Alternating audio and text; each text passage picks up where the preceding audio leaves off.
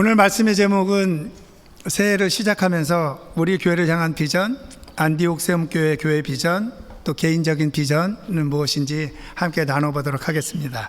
우리 서로 인사할까요?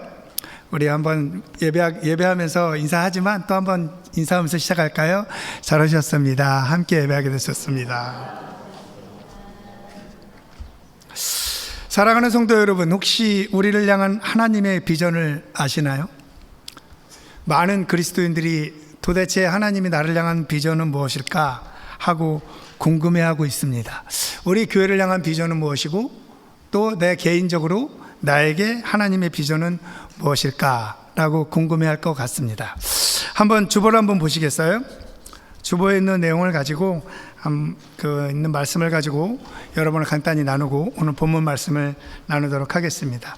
첫째는 안디옥 세움교회 비전은 여호와 하나님을 힘써 알아가는 교회입니다. 올해는 더욱더 하나님을 정말 마음을 다하여 알아가길 소망합니다. 여호와 하나님을 알아가는 방법은 여러 가지가 있겠지만 저희가 선택하고 있는 방법들은 성경 공부를 통해서, 말씀 묵상을 통해서 그리고 예배를 통해서 하나님을 만나며 깊이 알아가기를 기대하게 됩니다. 호세아의 말씀을 간단히 말씀드리면 북이스라엘 선지자 호세아는 나라가 멸망하는 시기에 정말 강조하며 목놓아 선포한 것이 있습니다. 그것은 무엇이냐면 여호와께로 돌아가자라는 것입니다. 여호와께로 돌아간다는 것, 어떤 방법이 있을까요? 제가 암만 묵상하고 다시 한번 말씀을 보아도 여호와께로 돌아가는 것은 하나님과 함께 만나는 자리, 그것으로 예배의 자리로 말씀을 통해서 하나님을 알아가는 것, 말씀 묵상을 통해서 하나님을 알아가는 것이 아닐까라고 생각됩니다. 많은 사람들이 생각하죠. 교회를 어느 정도 다니면 영적으로 성숙해질까요? 여러분 어떻게 생각합니까? 제가 50년 정도 다녔는데 50년 정도 다니면 성숙해질까요? 아니면 죄송합니다만 교회를 계속해서 오래 다니고 있으면서도 어떤 분들은 교회를 힘들게도 하고 어렵게도 합니다. 왜 그럴까라는 생각도 해봅니다. 어떤 사람이 오래 교회를 다녔는데 또 어떤 사람이 새신자가 교회를 다니다가 교회를 안 다니는 경우가 있습니다. 왜 안 다니냐면 교회를 다니는 사람에게 상처를 받는 거죠. 그러면 교회를 자연스럽게 멀어지게 됩니다. 근데 대부분 상처를 주는 사람은 교회의 새신자들이 아닙니다. 죄송합니다만 교회 리더이거나 목사이거나 이런 사람들이 상처를 주기도 하죠. 왜 그럴까라고 생각해 보았습니다. 그분들은 교회를 오래 다녀서 교회가 무엇인지 알고 종교성은 있지만 진짜 하나님이 누군지는 모르는 거 아닐까? 라고 생각해 보게 됩니다.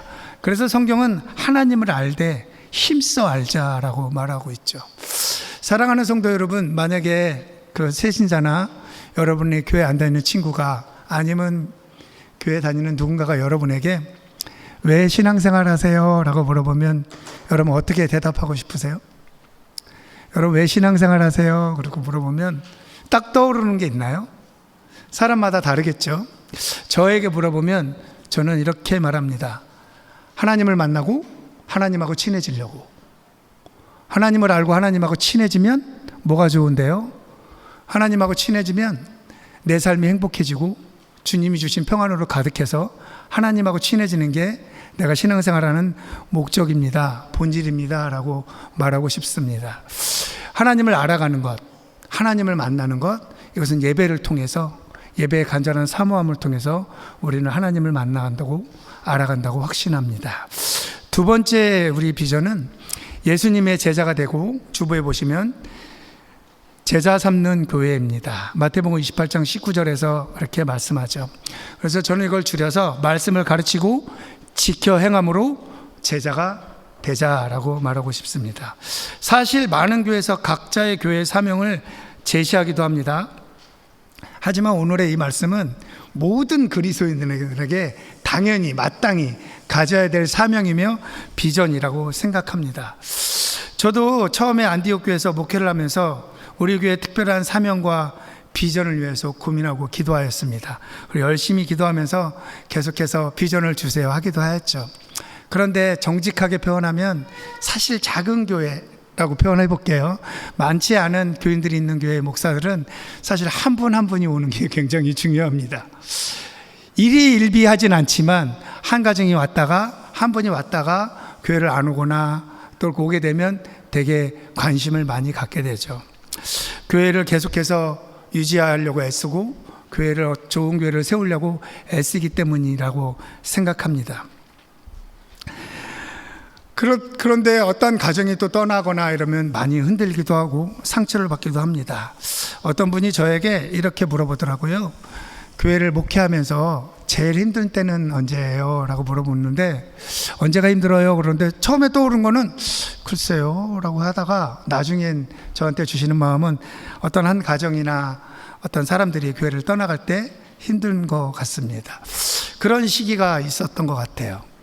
교회 리더십이었고 찬양팀 리더였던 분들이 갑자기 문자 하나로 그 다음 주부터 교회에 안 나오게 됐을 때 여러분한테 제가 티를 냈는지 모르겠는데 상당히 마음이 어렵더라고요. 힘들고 마음이 많이 상하더라고요. 마치 청년회 때 실현당한 것 같은 이런 마음이 들었습니다. 좀 어려웠습니다. 그래서 어떻게 해야 하나라는 생각을 가지고 있었지만 하나님 앞에 나아가기로 하고 기도하고 계속해서 물어봤죠. 어떻게 해야 합니까? 라는 기도하고 물어볼 때 어느 날 이 말씀을 기억나게 하시며 이렇게 물어보는 것 같았습니다. 그냥 지금 함께하는 청년들과 어른들이 말씀으로 예수의 제자가 되면 되지 않겠니? 라고 저한테 물어보는 것 같았습니다. 그래서 제가 이렇게 대답했습니다. 그거면 충분합니다. 그거면 제가 교회에서 목자로서 저에게 부르심에 충분합니다 라고 고백하면서 지금까지 계속해서 말씀으로 지켜 행하자고 계속해서 청년들과 어른들에게 말씀을 선포하면서 있는 것 같습니다. 사랑하는 성도 여러분, 말씀을 지키고 행하면서 사는 게 어떤가요? 쉬운가요? 할만한가요? 사실 할만하지 않습니다. 되게 힘듭니다. 뭔가 대가 지불을 하는 것 같고 뭔가 재정적으로 손해나는 것 같고 뭔가 바보 같고 미련하는 것 같죠. 그런데 성경은 예수의 제자가 되려면 말씀을 지키고 행하면서 삶으로서 예수의 제자가 되라고 말합니다. 그래서 우리는 그럼에도 불구하고 부끄럽게 여기지 아니하고 계속해서 말씀을 지켜 행함으로 살아가려고 애써야 한다고 생각합니다. 물론 쉽지 않지만 함께하는 공동체가 그렇게 말씀을 지키고 행하며 예수의 제자가 되는 삶을 살기를 간절히 바랍니다. 계속해서 이 말씀을 가지고 성경 공부를 하고 묵상을 하고 하다 보니 생각보다 이 뉴질랜드의 청년들이 말씀을 많이 사모한다라는 것을, 성경 공부를 사모한다는 것을 알기 시작했습니다. 성경을 통해서 하나님을 알아가고 말씀을 계속해서 공부하는 것을 즐거워하죠. 그러다 보니 어른들은 좀 많이 오질 않아요. 그랬을 때 우리 나집사가 붙더라고요. 언제 어른들은 온대요? 라고 물어보기도 합니다. 이해하죠. 매주 식사 준비하고 우리 아내랑 쉬운 일 아닌 거 알 수 있습니다. 근데 제가 이렇게 얘기했습니다. 함께 말씀을 사모하고 헌신하는 분들이 오지 않을까요? 우리가 기도한다면 헌신하는 분들이 올 것이라고 생각됩니다.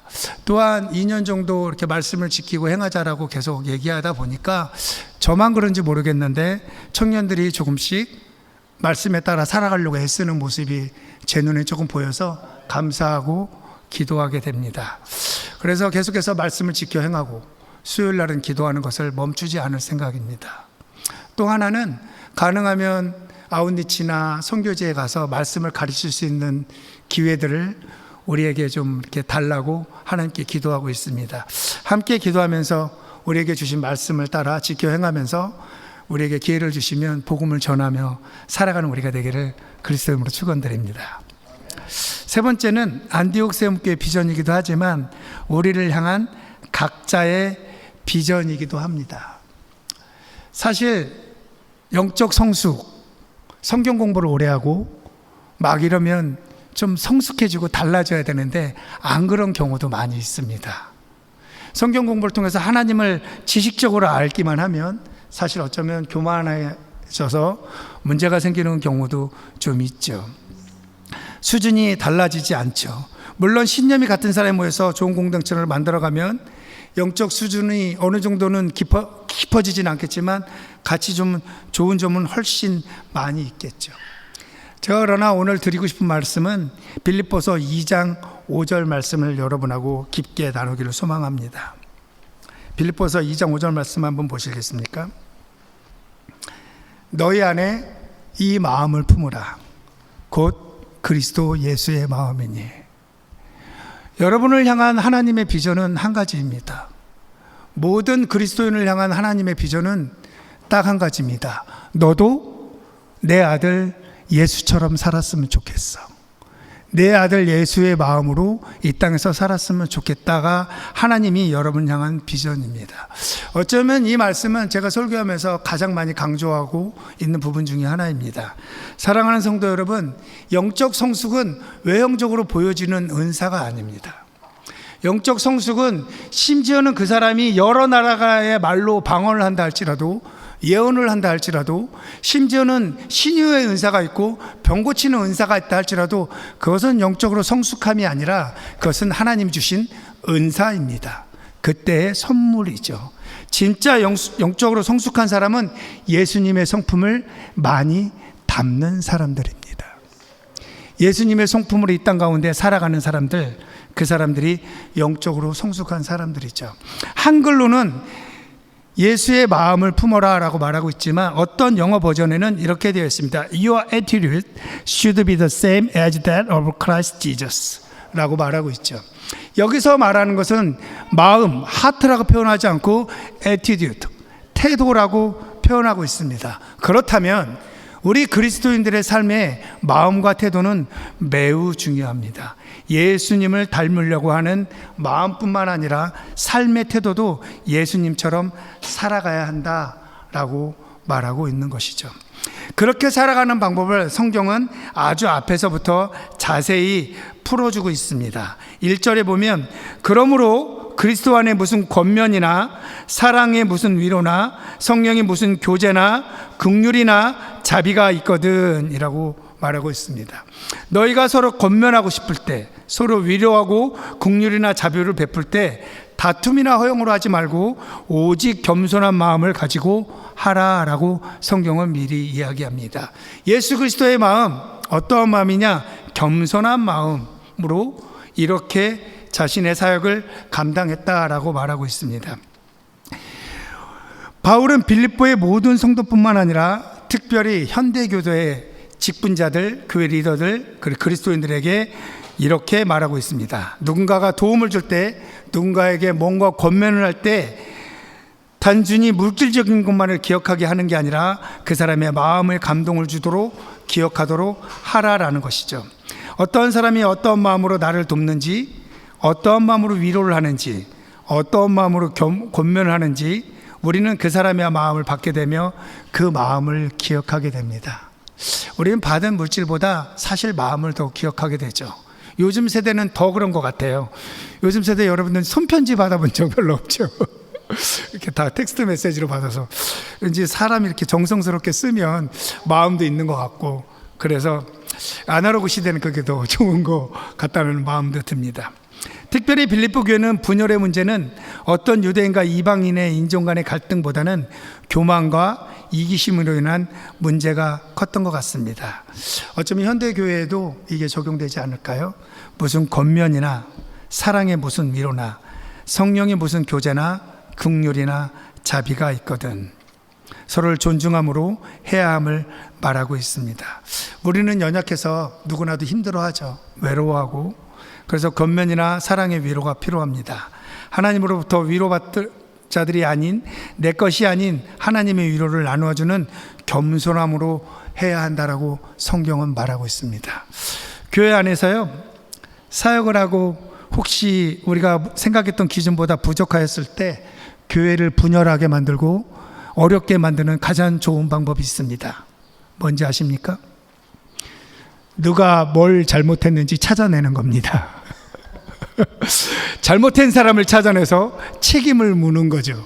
그러면 교회가 아주 분열하기 너무 좋은 방법을 만드는 겁니다. 세상은 그렇지 않죠. 책임을 지게 만들고 뭔가를 해결하게 만들지만 교회는 그렇지 않습니다. 잘잘못을 따지는 것은 중요하지 않습니다. 함께 했느냐 안 했느냐가 중요하지, 그것을 막 따지다 보면 어려워지기도 합니다. 또한 감정이 어려울 때는 그 사람에게 무슨 말을 해도 그 옳고 그름을 따지는 건 중요하지 않습니다. 그땐 위로와 격려가 필요하죠. 여러분, 왜 그럴까요? 한번 잘 생각해 보세요. 여러분이 삶 가운데 힘들었어요. 그리고 죄를 짓기도 하고 연약해서 넘어지고 쓰러졌어요. 하나님 앞에 예수 그리스도 이름으로 간절히 사모하며 주님 앞에 눈물을 흘리고 기도하고 있을 때에 주님이 여러분 찾아오셔서 뭐라고 하시던가요? 똑바로 살아라. 정신 안 차려? 이러시던가요? 아니면 주님 여러분 찾아오셔서 위로해 주시고 그래도 내가 널 사랑한다고 해주시나요? 예수님의 방법은 항상 무엇이었나요? 여러분은 무엇이었는지 모르겠지만 저한테는 늘 그러셨습니다. 내가 힘들고 쓰러져 있고 연약하고 외로워할 땐 주님을 날 찾아오셔서 항상 저에게 말씀하시는 것은 격려와 위로를 주셨던 주님은 전 기억합니다. 이러한 주님의 방법은 교회라는 공동체에서 서로 관계 안에서 정말 놀라운 대안이라고 생각합니다. 그래서 우리가 서로 겸손함으로 남을 낮게 여기고 살아가면 좋지 않을까라고 생각이 됩니다. 나의 생각을 다른 사람에게 막 관철하려고 할 때, 의견이 다를 때가 있지만 내게 막 맞다고 하고 상의할 때는 교회가 분열하기 쉽습니다. 그래서 말씀은 자신이 맡은 본분을 먼저 하라라고 말씀은 말하고 있습니다. 각각 자기 일을 돌아볼 뿐더러 또한 각각 다른 사람 일들을 돌아보아 나의 기쁨을 충만하게 하라라고 4절은 말하고 있습니다. 무슨 말일까요? 여러분, 각자의 본분을 다 하라는 건 무슨 말일까요? 그 사람에게 맡겨진 직분이 있고 그 사람에게 맡겨진 사역이 있는데 그 사람에게 맡겨진 것을 존중하고 경계를 지키라라는 것입니다. 맡겨진 사람에 대한 존중함을 가지라는 거죠. 비록 내가 더 이 일을 잘한다 할지라도 그 사람을 지켜주고 존중해주고 경계를 지키라고 말하고 있습니다. 예를 들면 저희 교회는 거의 안 그런데요, 식당에서 이 권사님들이 요리를 잘하셔요. 그래가지고 요리를 맡은 사람보다 안 맡은 사람들이 더 말씀이 많으셔요. 그래서 요리를 하는 사람들을 마음을 어렵게 하죠. 뭐 예를 들면 어떤 사람은 음악에 대한 수준이 높습니다. 그래서 찬양팀이 그 해에 맡은 찬양팀이 찬양 인도하고 찬양을 하다 보면 음악적인 수준이 낮아서 그거에 대해서 뭐라고 할 때가 있죠.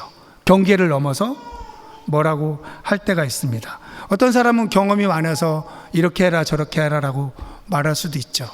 이 경계를 넘는 것 굉장히 지혜롭게 잘 하셔야 됩니다. 경계를 넘기 시작하면 맡은 사람에 대한 존중함이 떨어지거든요. 그래서 그것을 지켜주면서 존중함을 지켜주면서 서로 만들어가는 거겠죠. 맡은 자의 직분은 제가 오늘 우리 청년 리더들하고 잠시 얘기했지만 교회는 속도보다는 방향입니다. 교회는 한 방향으로 함께 가는 게 더 중요합니다. 잘하는 것보다 함께 가는 것, 이해해주고 가는 게 중요하죠.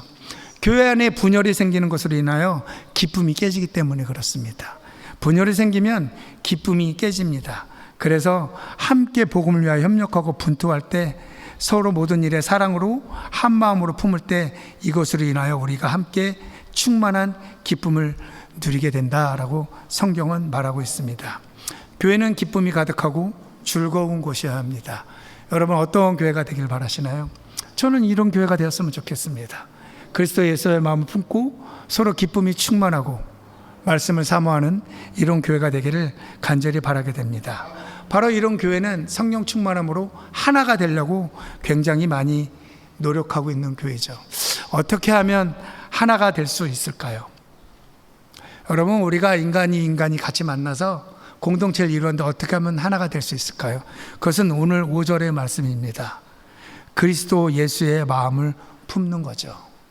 어쩌면 신앙생활하는 가장 중요한 이유이기도 합니다. 너희는 안에 이 마음을 품으라. 곧 그리스도 예수의 마음이니. 그리스도 예수의 마음을 가지고 우리가 살아가면 되지 않을까라는 생각이 듭니다. 여러 가지 프로그램을 하는 것보다 제일 중요한 건 그리스도 예수의 마음으로 살아가는 것이죠. 그리스도 예수의 마음을 품지 않고는 우리는 절대 하나됨을 이룰 수 없습니다. 왜냐하면 교회는 예수를 머리로 한 그리스도인들의 모임이기 때문에 더욱 그렇습니다. 혹시 예수님이 요한복음 17장에서 간절히 눈물을 흘리며 기도했던 장면을 기억하시나요? 그것을 The Greatest Intercession Prayer라고 해서요, 가장 위대한 중보기도라고 말합니다. 그 기도 내용은 이거입니다. 내가 하나님과 하나이듯이, 아버지와 하나이듯 나도 저들과 하나가 되가 하시고, 저들과 내가 하나가 되어 아버지와 우리가 그 모든 교회가 하나가 되게 하게 하여 주옵소서.